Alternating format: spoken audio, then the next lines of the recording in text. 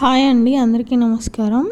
ఇది 4 varieties of non veg curries part 2 అనమాట. ఆ 4 వెరైటీస్ ఏంటంటే మటన్ కర్రీ అండ్ మటన్ దోసకాయ, చేపల పులుసు, మటన్ లివర్ ఫ్రై. ముందు వీడియో ఎవరన్నా చూడకపోతే వెళ్ళి చెక్ చేయండి. కామెంట్ సెక్షన్లో కానీ లేదంటే డిస్క్రిప్షన్లో లింక్ ఇస్తాను. ఈ వీడియోలో చేపల పులుసు అండ్ మటన్ లివర్ ఫ్రై చూపించబోతున్నాను. వంటలు అందరికి వచ్చు, కాకపోతే ఏంటంటే నా స్టైల్ నేను ఎలా చేస్తాను, మోస్ట్ ఆఫ్ ది టైమ్స్ నేను ఎలా చేస్తాను అనేది. అప్పుడప్పుడు నేను కొత్తగా ట్రై చేస్తూ ఉంటాను, అది వేరే విషయం.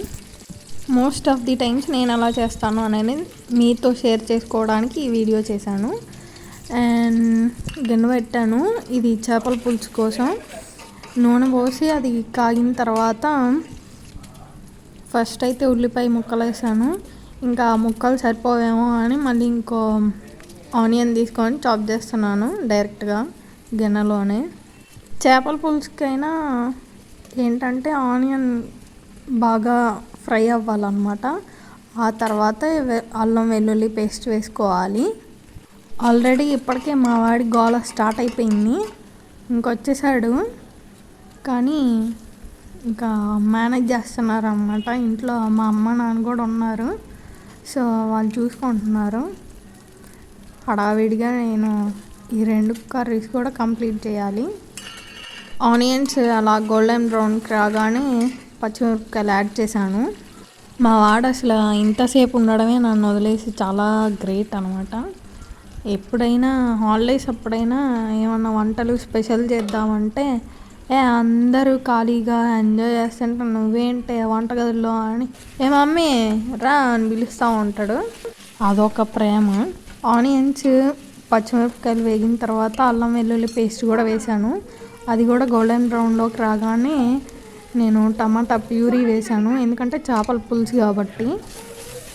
అది ఒక టమాటాలేండి.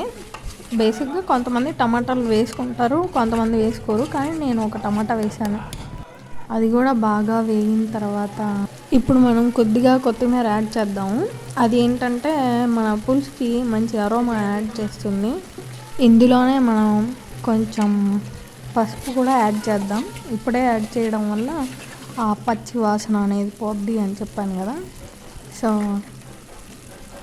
ఇప్పుడే యాడ్ చేస్తున్నాను. ఫైనల్లీ మనం మసాలా అంతా కలిపి పెట్టుకున్న ఫిష్ పీసెస్ కూడా యాడ్ చేస్తున్నాం.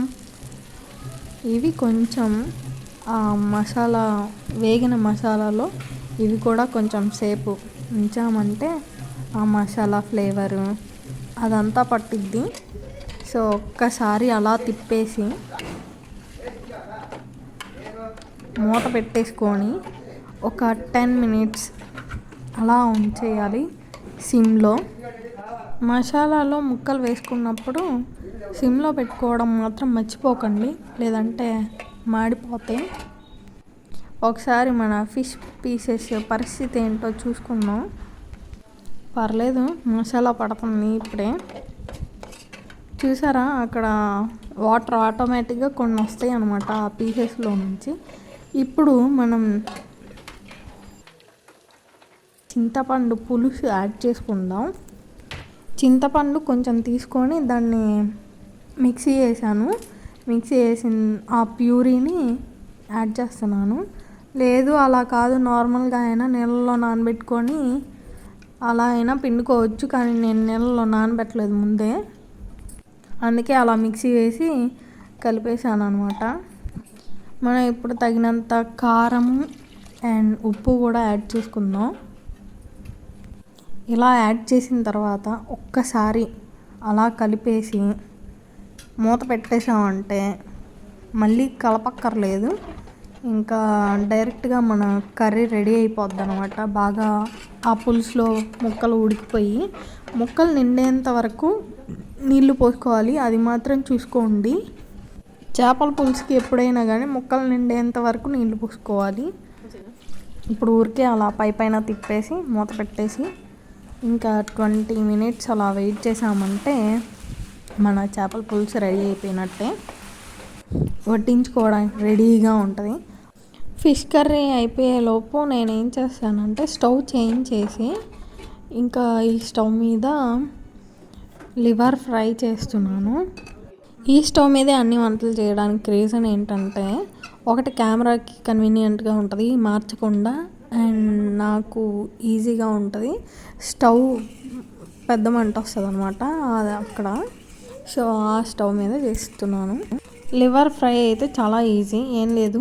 ఆయిల్ పోసుకొని అందులో మసాలా వేసుకొని ఇంకా మనం ఉడకబెట్టుకున్న లివర్ పీసెస్ ఉంటాయి కదా అవి కూడా యాడ్ చేసేసి నీరు ఇంకిపోయేంత వరకు ఫ్రై చేసుకోవాలి. దాని తర్వాత మసాలా అంటే గరం మసాలా, ఉప్పు, కారం ఇవన్నీ లాస్ట్లో యాడ్ చేసుకోవాలి.